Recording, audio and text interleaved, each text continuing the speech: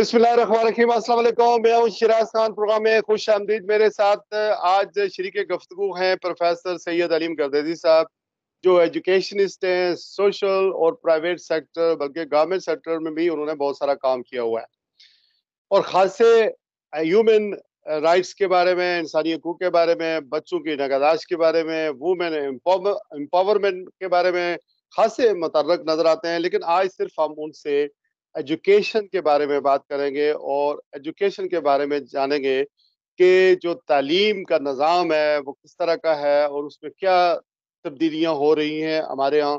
चूँकि आपको पता है किसी भी नेशन की बिल्डिंग में तालीम का मरकज़ी किरदार होता है। कहा जाता है कि जब हिंदुस्तान और पाकिस्तान दो अलहदा मुल्क बन गए, पाकिस्तान मार से वजूद में आ गया, अंग्रेज बड़े सगीर पाक व हिंद से वापस चले गए, तो हिंदुस्तान के जो सबसे पहले एजुकेशन मिनिस्टर थे वो मौलाना अबुल कलाम आज़ाद थे। मौलाना अबुल कलाम आज़ाद जब एजुकेशन मिनिस्टर बने तो उन्होंने तालीम के शोबे में बहुत ज़्यादा मेहनत की और वहाँ पर इंस्टीट्यूशन कायम किए। इसी वजह से आज दुनिया में अगर quality education, technical education, IT की एजुकेशन की बात करें तो अमेरिका में, यूरोप में, बल्कि दुनिया भर में जो आईटी इंडस्ट्री है वो इंडिया की बहुत आगे है। इसी तरह मेडिकल में वो बहुत आगे हैं। अगर यूके, यूरोप की बात करें तो यहाँ मेडिकल जो सेक्टर है उसके अंदर इंडिया के लोग छाए हुए हैं। एक पर्सपेक्टिव में आपको देता हूँ कि जो इंडियंस इंडिया में पढ़कर अमेरिका में गए, कहा यह जाता है कि 1.5 लाख जो आईटी की जो कंपनियां हैं बड़ी, उसमें जो फर्स्ट या सेकंड टियर के जो लोग हैं आईटी के, वो सिर्फ इंडियन है। और अगर हम इस बात का जायजा लें कि इंडिया के जो लोग यानी यूरोप और फिर अमेरिका कि जो आउटसोर्स आईटी के हवाले से जो मदद लेते हैं, जो इंडिया में मदद कर रहे हैं यूरोप की या अमेरिका की, उन वो लातादाद लोग हैं और इससे रेवेन्यू बड़ा जनरेट होता है इंडिया का। और फिर अगर मैं आपको ये भी बताऊं कि जो अमेरिका की 5 सबसे बड़ी मल्टीपल रेवेन्यू जनरेट करने वाली कंपनियां हैं, उसके जो 60 सीईओज हैं यानी हेड्स हैं, वो इंडियन है जो इंडिया में तालीम हासिल करके अमेरिका में गए। आज इसी वजह से इंडिया बहुत ज्यादा तरक्की कर रहा है। कहा यह जा रहा है कि सेकंड वर्ल्ड वॉर के बाद जो यहूदी है उन्होंने सिर्फ एजुकेशन पर तवज्जो दी।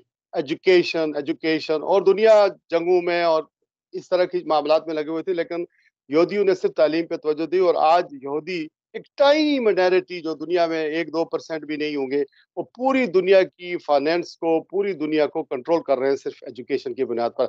हमारे यहाँ क्या हाल चाल है इस बारे में जानेंगे प्रोफेसर गर्दैदी साहब से। वेलकम गर्दैदी साहब टू द प्रोग्राम। अस्सलाम वालेकुम। अस्सलाम वालेकुम जी। वालेकुम सलाम। मेरी तरफ से आपको और हमारे नाज़रीन को अस्सलाम वालेकुम। सबसे पहले तो मैं आपका और आपके चैनल का शुक्रगुजार हूँ कि आपने एक बहुत आम मौजू पे मुझे बात करने का मौका दिया। आपकी खिदमत और आपका जो रोल है वो सोशलाइजेशन के हवाले से और भी जो पब्लिक अवेयरनेस के हवाले से मैं उसको हाईली अप्रिशिएट भी करता हूँ और आपको सुनता भी रहता हूँ। और मैं आपको शुक्रिया अदा करता हूँ कि आपने बहुत आम मौजू पे मुझे बोलने का मौका दिया। Thank you very much. Thank you very sir. Thank you very much sir. मैं आपसे ज़ाहिर है सीरीज ऑफ प्रोग्राम करना चाह रहा हूँ। उसमें विमेन एम्पावरमेंट लॉज जो है उसके बारे में बात करेंगे, बच्चों की निगहदाश्त के हवाले से गवर्नमेंट क्या कर रही है, पेरेंट्स का रोल क्या होना चाहिए, इस पर भी बात करेंगे। बहुत सारे दूसरे इश्यूज पर भी बात करेंगे, लेकिन सिर्फ आज मैं आपसे पूछना ये चाह रहा था कि आप आज़ाद कश्मीर के मजमूई तालीमी निज़ाम को किस तरह देखते हैं? जी सर, अब जैसे कि आपने अपने एम्बल में या ओरिएंटेशन में आपने बड़ी कॉम्प्रिहेंसिव गुफ्तगू की है। हमारे यहाँ जो एजुकेशनल सिस्टम है, एजुकेशन की ज़रूरत के हवाले से, और ग्लोबली आपने चीज़ों को बड़े अच्छे अंदाज में उसको जो है ना कंपेरेटिव स्टडी किया उसकी और कंपेरेटिव डिस्कशन आपने की है।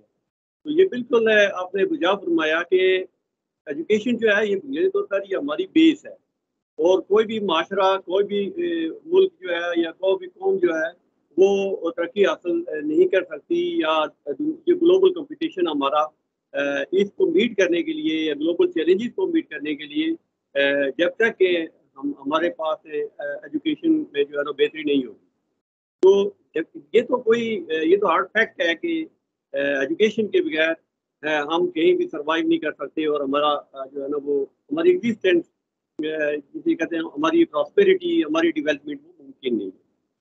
چونکہ آپ کے پاس بھی ٹائم نہیں ہے، اور ہم چونکہ یہ بہت بڑا موضوع ہے، اور اس پر تو ہمیں کہیں کہیں دن چاہیے اور پوری جو ہے نا خاصا ٹائم چاہیے، اور جس پہ ہم اس کو جو ہے نا ویری پریسائزلی میں اگر اب یہ کہوں کہ یقیناً اگر ہم اپنے آپ کو گلوبلی دیکھتے ہیں تو ابھی ہم بہت پیچھے ہیں، ایجوکیشن میں ہم بہت پیچھے ہیں۔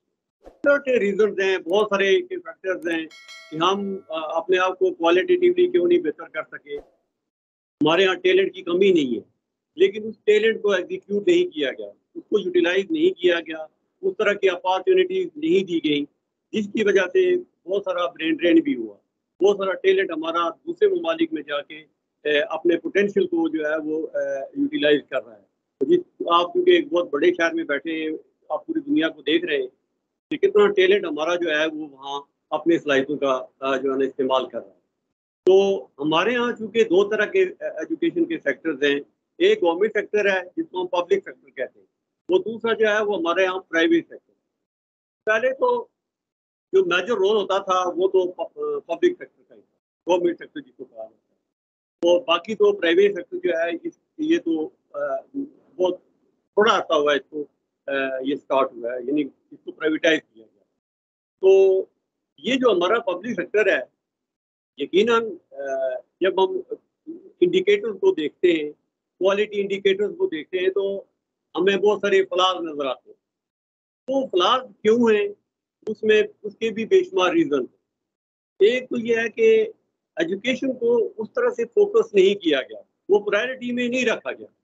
جب آپ چیزوں کو پرائرٹائز کرتے ہیں تو اس میں ایجوکیشن کو اگر آپ پرائرٹائز نہیں کرتے، اس کے لیے ہمارا بجٹ جو ہے وہ بہت کم اس کی الوکیشن ہوتی ہے، تو یہ مائنڈ سیٹ کو یا ٹینڈنسی کو ریفلیکٹ کر رہا ہوتا ہے کہ ہماری پرائرٹی ایجوکیشن کتنی ہے۔ خالی کہنے سے بات تو گھر نہیں بنتی، اس کے لیے تو ہمیں اس طرح کی انفراسٹرکچر کی ضرورت ہے، اس طرح کے پروفیشنل ٹیچر کی ضرورت ہے، اس طرح کا جو اسٹینڈرڈ کیریکولم ہے وہ ہماری ضرورت ہے۔ تو اگر ان چیزوں کو ساتھ لے کے آگے بڑھا جائے تو پھر تو ہم کوالٹیٹیولی اپنے آپ کو کسی قابل سمجھیں گے۔ یہ فرمائیے گا کہ یہ جو گورنمنٹ کا سیکٹر ہے، اس میں اگر ہم صرف آزاد کشمیر کی بات کریں، چونکہ ہم پورے پاکستان کی تو بات نہیں کر سکتے، صرف آزاد کشمیر کی اگر بات کریں، گورنمنٹ سیکٹر میں آپ کون کون سے مسائل کی نشاندہی کر سکتے ہیں اداروں میں، اسکولوں میں، کالجوں میں، یونیورسٹیوں میں؟ ایک تو آپ نے یہ کہا کہ ہماری پرائرٹیز نہیں ہے، یعنی ہماری ترجیحات میں ایجوکیشن اس طرح شامل نہیں ہے جس طرح دوسری قوموں کے اندر ہے، یہ تو فیکٹ ہے، نون فیکٹ ہے۔ دوسری آپ نے کوالٹی ایجوکیشن کی بات کی، مجھے ذرا اس کی ہمارا جو آزاد کشمیر کا کالجز کا، یونیورسٹیز کا، اسکولوں کا جو یہ جو فاؤنڈیشن ہے اس کے بارے میں بتائیں کہ کیا چیز لیک کر رہی ہے؟ سر بالکل آپ نے بہت درست نشاندہی کی ہے۔ سچی بات تو یہ ہے کہ ہمارے ہاں جو ہے نا فیوریٹزم نے، پولیٹیسائزیشن نے اور نیپوٹزم، میں سمجھتا ہوں کہ ان تین چیزوں نے ہمارے اس ایجوکیشن سسٹم کا بڑا ڈکلائن کیا۔ ایک تو انڈکشن پالیسی ہماری کوئی جو ہے نا وہ پرماننٹ نہیں ہے، کہ لوگ جو ہے جب الیکشن میں آتے ہیں تو وہ لوگوں سے وعدے کرتے ہیں اور کوئی میرٹ سسٹم نہیں ہوتا۔ اب کسی بھی انتظامی پوسٹ پہ بھی لوگوں کو میرٹ کی بیس پہ نہیں لیا جاتا، بلکہ ان کی ایفیلیشن کے بیس پہ لیا جاتا ہے، اور ان کی جتنی پولیٹیکل ایفیلیشن ہوگی، جتنے وہ حکمرانوں کے قریب ہوں گے، ارباب اختیار کے قریب ہوں گے، اتنی وہ اچھی پوسٹیں یا اچھی جاب یا ایڈمنسٹریٹو پوسٹیں لینے میں کامیاب ہو جاتے ہیں۔ پھر ان ریٹرن جو ہے وہ پھر ان کے باتیں ان کو ماننی پڑتی ہے، ان کی ڈیمانڈ کو پورا کرنا پڑتا ہے۔ جو ہماری انڈکشن پالیسی ہے، یہ پچھلی گورنمنٹ نے تھوڑا سا ایک پازیٹیو اسٹیپ لیا کہ این ٹی ایس کو لانچ کیا، این ٹی ایس کی بیسس پہ لوگوں کو لایا، اور جس کی وجہ سے آپ حیران ہوں گے سر کہ ہمارے پاس بہت اچھی کوالٹی وائز اور پروفیشنل ٹیچر کی انڈکشن ہوگی۔ لیکن اس سے پہلے اگر ہمارا پچھلا جو ریکارڈ دیکھا جائے تو کسی ایم ایل اے کی کسی منسٹر کی سفارش پہ لوگ ایجوکیشن کے اندر آتے ہیں. ایک بندہ جو ہے جس کو آپ نے وہ میرٹ پہ بھی نہیں تھا, اس کے اندر اس کا ایپٹیچیوڈ ہی ٹیچنگ کا نہیں ہے, وہ پڑھانے کے کیپیبل بھی نہیں, اس کو بھی ایجوکیشن کے اندر لا کے رکھ دیا, جس کا نتیجہ یہ ہوا کہ یہ ایک بندے کا جو مائنڈ سیٹ ہی نہیں ہے پڑھانے کا, اس کو آپ نے قوم کی تقدیر بنانے پہ لگا دیا, جس کے نتیجے میں ہماری جو کوالٹی ایجوکیشن ہے وہ تو کیا ہونی تھی, وہ تو اس کا بڑا ڈکلائن ہوا. اور یہ جو فیوریٹزم ہے اس کو اگر کنٹرول کر دیا جائے تو اس کم از کم باقی اداروں کو تو چلو رہنے دے, لیکن یہ بیک بون ہے ہمارا ایجوکیشن سسٹم, کسی بھی قوم اور ملک کی ترقی کا یہ بیک بون ہے وہ. تو اس کو تو اگر رہنے دیا جاتا تو ہم مقابلے کے دور میں بہت آگے ہو. میں سر آپ کو یہ کہہ رہے ہیں کہ اسکول ہیں, کالجز ہیں, یونیورسٹیز ہیں, یعنی امارات ضرور موجود ہیں, بلڈنگ بہت موجود ہیں, لیکن جو ٹیچر وہاں پر ہیں وہ سارے سفارشی ہیں, وہ ان کا ایجوکیشن کا سچ ہے تجربہ نہیں ہے, ان کی ٹیچر ٹریننگ نہیں ہے. ایک تو یہ آپ نے 2-3 باتیں آئیڈینٹیفائی کی ہیں, یہ تو نان فیکٹ ہے. ہمارے یہاں سفارش تو ختم نہیں ہو سکتی, رشوت بھی نہیں ختم ہو سکتی, فیوریٹزم بھی نہیں ختم ہو سکتا, یہ چیزیں تو بالکل ختم نہیں ہو سکتی. مجھے صرف یہ بتائیں سر کہ یہ جو ہمارا نصاب ہے وہ ہمیں تو پتہ تھا کہ ہمیں قائد اعظم کے 14 نکات پڑھنے ہیں, ہمیں اپنی پاکستان کی تاریخ پڑھنی ہے, اور وہ تاریخ بھی ہماری آپ کو پتہ ہی ہے جس طرح تیار کی گئی تھی. اچھا, یہ چیزیں پڑھنی تھی, لیکن جو نصاب ہے اس کے اندر موجودہ جو چیلنجز ہیں دنیا کے ساتھ, آپ نے کمپیٹ کی بات کی ہے, وہ اس طرح کا ہے. دیکھیں سر, یہ بالکل آپ نے درست نشاندہی کی ہے. جب ہم کوالٹی انڈیکیٹرز کی بات کرتے ہیں تو اس میں یہ تینوں چیزیں جو ہیں یہ بڑی امپورٹنٹ ہیں. ایک تو ہمارے ٹیچر اور ان کی کوالیفکیشن, ان کا پروفیشنلزم, اور اس کے ساتھ ساتھ ہمارا انفراسٹرکچر, اور تھرڈ ون جو ہے یہ ہمارا کریکولم, جس کی طرف آپ نے نشاندہی کی ہے. ڈیفینیٹلی جب کریکولم ہمارا اپ گریڈیڈ یا اپ ڈیٹڈ ہوگا تو according to the global changes یا ریکوائرمنٹ کے مطابق ہوگا, تو پھر ہم کوالٹی وائز ہمارے جو بچے ہمارے اداروں سے نکلیں گے وہ بہتر پرفارم کر سکیں گے دنیا کے ساتھ مقابلے کی فضا میں. اب ہوتا یہ ہے کہ انفارچونیٹلی کہ ہم بعض اوقات وہ چیزیں نصاب کے اندر ہمارے ہوتی ہیں, پڑھا رہے ہوتے ہیں, جو دنیا میں جو ہے نا وہ فیز آؤٹ ہو چکی ہوتی ہے, ان کا کوئی ریلیونس نہیں ہے, وہ اپلیکیبل دنیا کے اندر نہیں ہوتی, ان کو فیز آؤٹ کر دیا جاتا ہے, وہ دوسرے لفظوں سے اسکپ ہو جاتی ہے, نکال دیا جاتا ہے وہ سلیبس کے اندر سے, اور نئی چیزیں ڈالی جاتی ہیں. تو بالکل میں آپ کی بات سے اگری کرتا ہوں, اور یہ بات آپ ویری کلیئرلی. عالیہ گردیزی صاحب, مجھے صرف یہ بتائیں, جو نصاب ہے اس وقت آپ نے 2 سیکٹر بتا دیے, پرائیویٹ سیکٹر ہے, گورنمنٹ سیکٹر ہے. We are talking about just government sector. یہ میٹرک تک جو نصاب ہے یا انٹرمیڈیٹ تک جو نصاب ہے, جو کمپلسری سبجیکٹس ہیں, وہ پورے آزاد کشمیر میں ایک ہی جیسا ہے, یعنی اس میں کوئی چینجنگ نہیں. ایڈیشنل اختیاری مضامین تو اس میں شامل ہے, لیکن باقی جو ہے وہ سارے ایک ہی ہیں. سر اب جو ہے نا وہ پوری کوشش کی گئی ہے پچھلے عرصے میں کہ سنگل نیشنل کیریکولم کو انفورس کیا گیا ہے پچھلے, اور وہ بھی ابھی چھوٹے لیول پہ, کیونکہ جو 2009 کی تعلیمی پالیسی تھی یا اس کے بعد بھی وقتاً فوقتاً جو فائنڈنگز آتی رہیں, اس کی بیس پہ یہ کوشش کی گئی کہ سنگل نیشنل کیریکولم کو جو ہے, جیسے عمران خان کے جو کی حکومت تھی انہوں نے اس کو لانچ کرنے کی کوشش کی کہ پورے اداروں کے اندر تمام پرائیویٹ اور گورنمنٹ سیکٹر میں سنگل نیشنل کیریکولم کو جو ہے نا وہ جو ہے نا لانچ کیا جائے, اور ایک ہی طرح کا نصاب جو ہے وہ بچوں کو پڑھایا جائے. تو اب آزاد کشمیر میں وہ نصاب پھر لاگو ہوا جی, چھوٹے لیول پہ جو ہے وہ چھوٹے ابھی پرائمری لیول تک سنگل نیشنل کیریکولم کی بات ہو رہی ہے, وہ اس طرح لیٹرل پیریڈ میں ابھی نہیں ہوا, بٹ اس کو کیا جا رہا ہے, یعنی اس کو ایگزیکیوٹ کرنے کی کوشش کی جا رہی ہے اس پالیسی کو. So being a professor, being a 4 degree holders from Pakistan universities, آپ سمجھتے ہیں کہ وہ آج کے موجودہ حالات کے تقاضوں کو پورا کرتا ہے؟ دیکھیں سر, بات یہ ہے کہ ہم تو یہ تو نہیں کر سکتے کہ وہ پورے کی پوری جو ہماری جو انٹرنیشنل ریکوائرمنٹس ہیں ان کو پورا کر. لیکن تھوڑی سی کوشش کی گئی ہے. کوشش یہ کی گئی ہے کہ اس کے اندر کوئی انوویشن لائی جائے, کوئی چینجز لائی جائے, اس کو اپڈیٹ یا اپ گریڈ کیا جائے. اس حد تک تو کوشش ہو رہی ہے.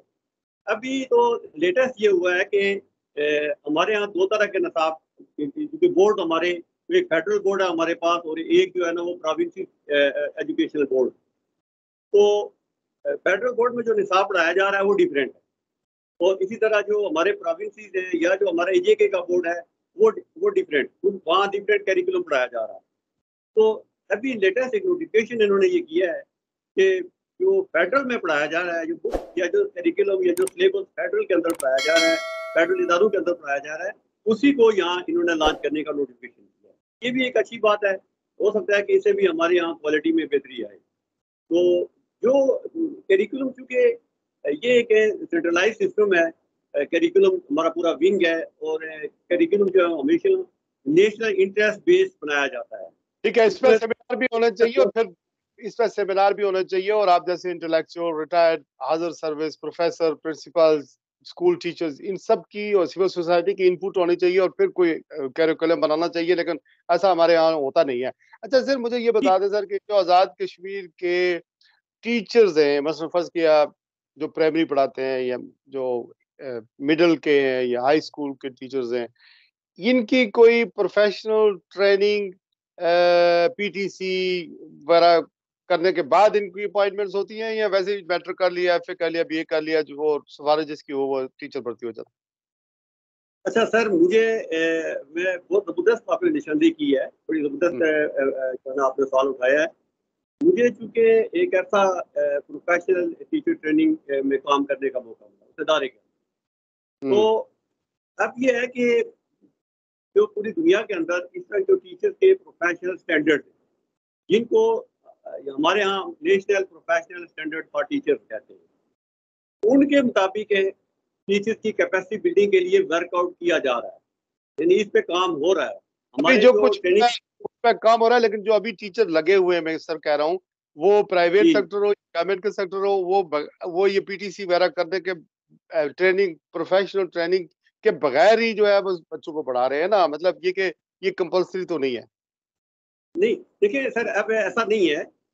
جو چیزیں آپ نے پی ٹی سی یا سی ٹی کی دور کی, وہ چیزیں آپ تقریباً ایون کے جو بی ایڈ ہے, سمپل بی ایڈ بھی, وہ چیزیں فیز آؤٹ ہو گئی ہیں. اب بی ایڈ آنرس کروایا جاتا ہے, ایم ایڈ ہوتا تھا, بی ایڈ ہوتا تھا. جی جی. تو اب تو انڈکشن کے لیے جو پرائمری ریکوائرمنٹ ہے وہ پروفیشنل کوالیفکیشن لازمی ہے.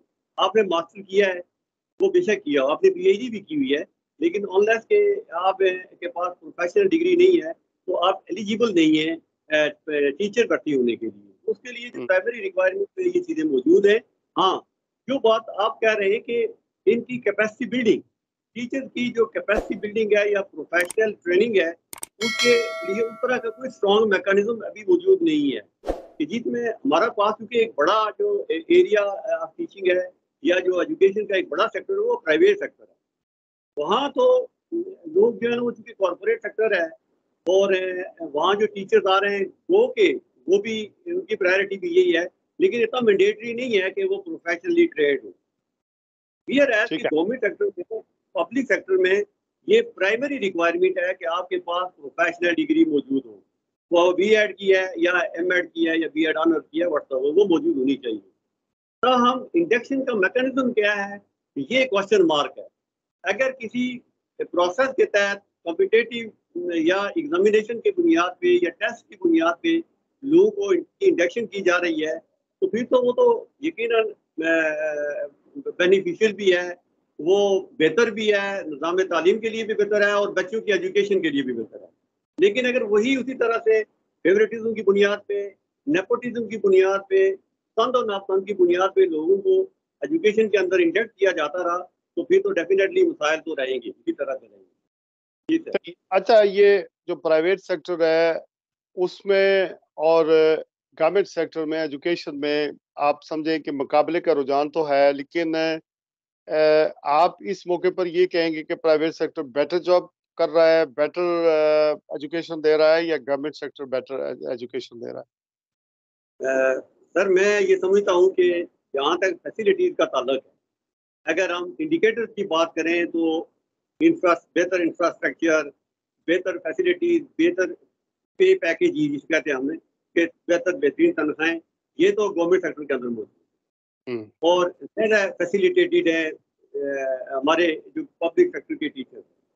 जहाँ तक परफॉर्मेंस की बात है, तो प्राइवेट सेक्टर में जो फॉलो अप मैकेनिज्म है वो कंपैरेटिवली ज़्यादा स्ट्रॉन्ग है। तो आप समझते हैं कि जहाँ फॉलो अप स्ट्रॉन्ग होता है वहाँ परफॉर्मेंस स्ट्रॉन्ग होता है, वहाँ बेहतर परफॉर्मेंस होती है, जहाँ चीज़ों को फॉलो किया जाता है। प्राइवेट सेक्टर में क्योंकि टीचर के पास परफॉर्मेंस देने के अलावा कोई चाराकार नहीं है, उनकी जॉब की सिक्योरिटी, उनकी जो पे पैकेजेज हैं वो मशरूत होते हैं, वो कंडीशनल है विद द परफॉर्मेंस। क्लियर है, गवर्नमेंट सेक्टर का ये फ्लॉ है, पब्लिक सेक्टर का ये फ्लॉ है कि मैंने जैसे आपने बात की कि पॉलिटिसाइजेशन बहुत ज्यादा है, इंटरफियरेंस बहुत ज्यादा है। तो ठीक है, आप मैं दूर जा रहे हैं, मैं सिर्फ ये पूछना चाह रहा था, ठीक है, मेरे ख्याल में जवाब आ गया है। अब ये कहना चाह रहे हैं कि गवर्नमेंट सेक्टर में फैसिलिटी ज्यादा है, तनख्वाहें अच्छी हैं, मुराद अच्छी हैं, टीचर्स के लिए, स्टूडेंट्स के लिए सब कुछ है, लेकिन परफॉर्मेंस उस तरह की नहीं है। चूंकि हम लोग नवाब हैं, एहसास नहीं है, आराम खाना चाहते हैं, तनख्वाह ले लेते हैं, जाते नहीं है, पढ़ाते प्रॉपर नहीं है। ये तो हमारी नेशनल ट्रेजेडी है कि हम इस तरह अपने आप को, अपनी नस्लों को आराम से पालना चाहते हैं और उसके कंसिक्वेंसेस से हम आगाह नहीं है, और फिर कौम के मेहमारों के लिए हम ऑनेस्टी नहीं बरतते हैं। जबकि प्राइवेट सेक्टर में तनख्वाह कम होती है, फैसिलिटी कम है, लेकिन वहाँ वो बेटर डिलीवर्स कर रहे हैं, बेटर परफॉर्मेंस कर रहे हैं, चूंकि उनके पास चॉइस कोई नहीं है। वो गवर्नमेंट के तो है नहीं जाके कोगी मार के जो है ना अपनी तनख्वाह ले लेंगे, उनको कोई ना कोई चेक कर रहा होता है, कि इसलिए उन्हें ज्यादा पढ़ना पड़ता है, ज्यादा जो है बेहतर परफॉर्मेंस करनी पड़ती है। अच्छा, स्कूलों कॉलेजों के अंदर गवर्नमेंट के, एक जमाने में जब मैंने तालीम हासिल की तो हमें तो सिर्फ या पत्थर मुयसर थे, प्राइमरी की हद तक, बल्कि मिडिल की हद तक भी मैं आपको कहूँ, या टाट मुहैया होते थे। आज भी वही वही कुछ हो रहा है? नहीं सर, देखें बहुत बेहतर पोजीशन है, बिलखुसूस है 2005 के अर्थक्वेक के बाद, जब पूरी दुनिया के लोग जो है वो ह्यूमैनिटेरियन ग्राउंड पे जो है ना वो यहाँ आए, और उन्होंने यहाँ के बहुत अच्छे तालीमी इदारे 8 अक्टूबर 2005 के जल्जले की बात कर रहे हैं आप? जी, अब उसके बाद 2005 यहाँ पर आई और उन्होंने देखा कि यहाँ पर क्या हो रहा है, तो उसके बाद स्कूलों की तुर्की ने बाज एनजीओ ने हमें आजाद कश्मीर में स्कूल बना के दिए। ठीक है, तालीमी इदारे चूंकि तबाह हो गए थे, वो तो आपको पता हमारा इंफ्रास्ट्रक्चर किस तरह का था, किस तरह की ऑनेस्टी थी हमारी उसकी कंस्ट्रक्शन में, वो तो सारे सूरत हाल वाज़ेह हो गई ना, अर्थक्वेक ने तो वो बड़ा ही तोड़ दिया। जवाब आ गया। तो जब सर ये फरमाइएगा कि आजाद कश्मीर की गवर्नमेंट, अगर ब्रीफली प्लीज बताएं 1 2 3 4 5 फौरी तौर पर क्या कर सकती है? नंबर 1। नंबर 2, जो लोग हैं एनजीओज वाले, जो बाहर के मुल्कों में एनजीओज हैं, वो वहां पर स्कूल की मद में, एजुकेशन की मद में क्या कर सकते हैं?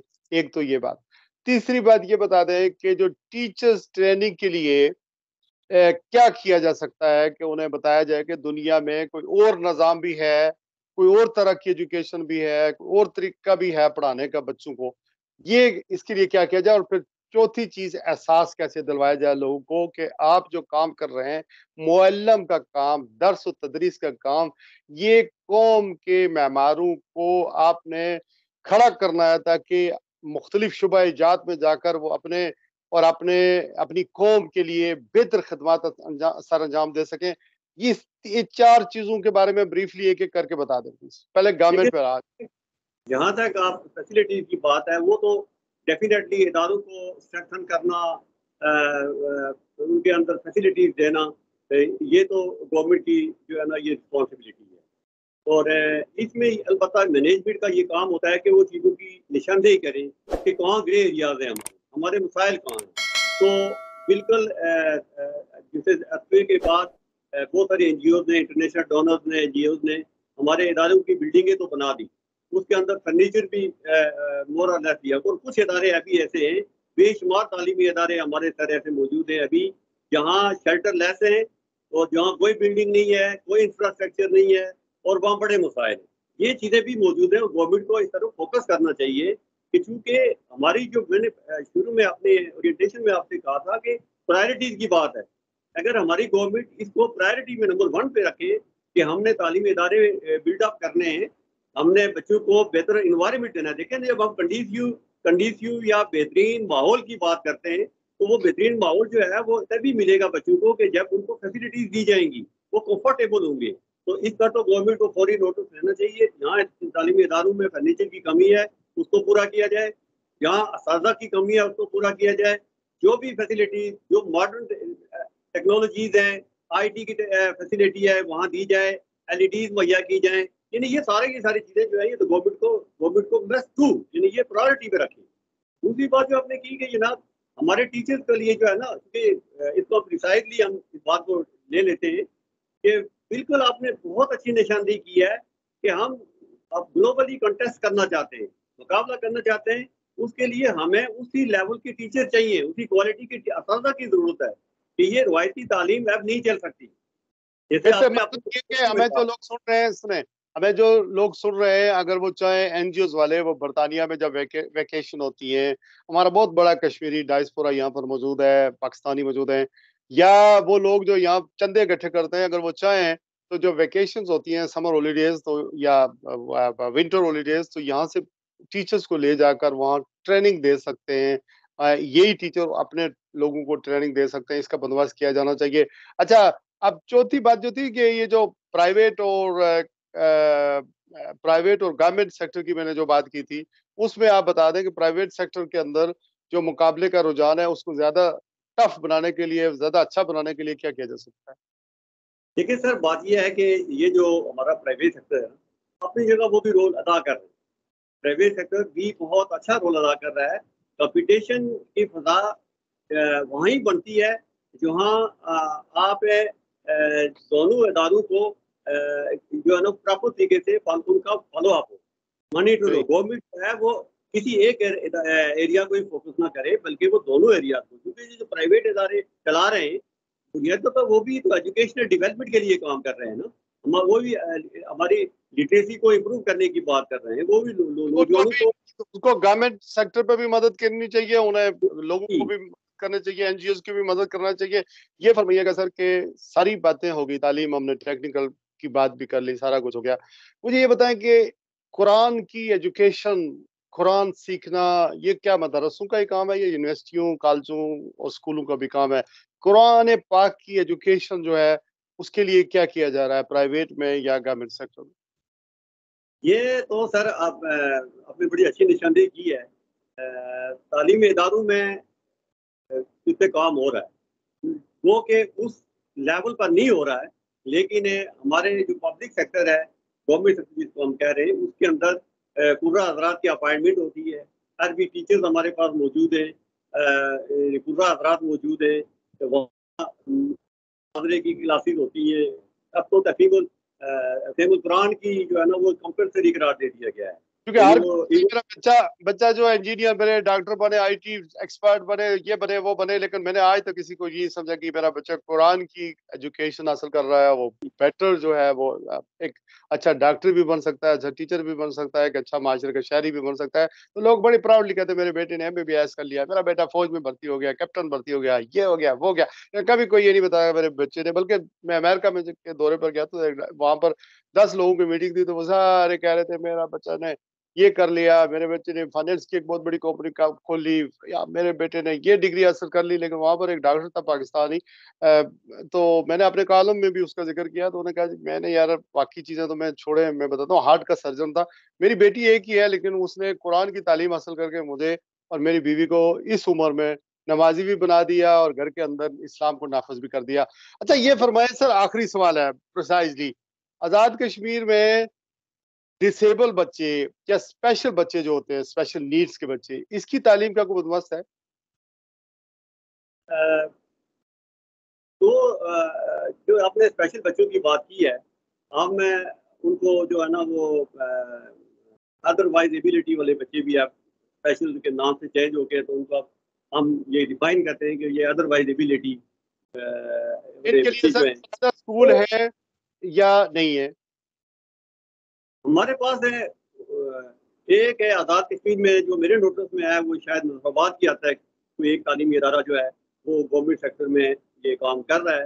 باقی جو پرائیویٹ حیثیت میں باغ کے اندر بھی ایک ادارہ موجود ہے جہاں بچوں کو اسپیشل چلڈرن کو یا اس طرح کے ڈسیبل بچے ان کو تعلیم دی جا رہی ہے. باقی ڈسٹرکٹ میں بھی موجود ہے. لیکن اس پہ بہت کام کرنے کی ضرورت ہے, اس لیے کہ ایز اے ہیومن بینگ تو ان کے رائٹس ہیں. یہ اللہ ڈسیبلٹی تو ایک نیچرل فینومینا ہے, لیکن جو ان کے رائٹس ہیں وہ تو ایکول ہیں. تو ایجوکیشن ان کا بھی رائٹ ہے, لہذا ان کو انہی کی صلاحیتوں کے مطابق, پوٹینشیل کے مطابق یا ان کی ریکوائرمنٹ کے مطابق ایجوکیشن دی جانی چاہیے. تو ابھی تک یہ ہمارا گرے ایریا ہے سر, اس پہ اس طرح سے کام تو نہیں ہو رہا ہے جس طرح سے ہونا چاہیے.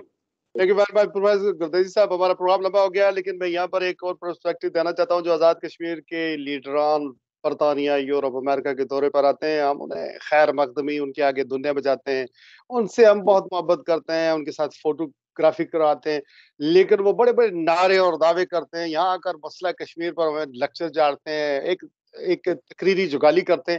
لیکن انفارچونیٹلی جب میں نے پروفیسر صاحب سے بات کی, ایجوکیشن کے پورے نظام کو میں نے کوشش کیا ہے تھوڑا بہت اس کے بارے میں ان کی رائے جانی جائے, تو آپ نے دیکھ لیا کہ کون کون کس سیکٹر میں کس سیکٹر میں کیا ہو رہا ہے. ڈسیبل کے لیے کوئی, ڈسیبل چلڈرن کے لیے کوئی سکولز نہیں ہے. وہاں پر جو معاملات ہیں آپ نے دیکھ لیا کہ کس طرح کا نصاب پڑھایا جا رہا ہے, ٹیچرز کی ٹریننگ کیا ہوتی ہے, ترجیحات کیا ہیں. یہ ساری چیزیں آپ کے سامنے ہیں. آپ انہیں فیصلہ کرنا ہے کہ یہ جو لیڈر یہاں پر آتے ہیں ان سے کوشچن کیا کریں کہ آپ ہماری نیشن کے لیے کیا کر رہے ہیں, ہماری ایجوکیشن کے لیے کیا کر رہے ہیں, کوالٹی ایجوکیشن کے لیے کیا کر رہے ہیں, ہمارے ملک کے لیے کیا کر رہے ہیں. یہ ان سے سوال بہرحال پوچھنا چاہیے. Thank you very much. آج کے لیے بات اتنا ہی. پروفیسر گردیزی صاحب آپ کا بہت شکریہ. السلام علیکم ورحمۃ اللہ وبرکاتہ.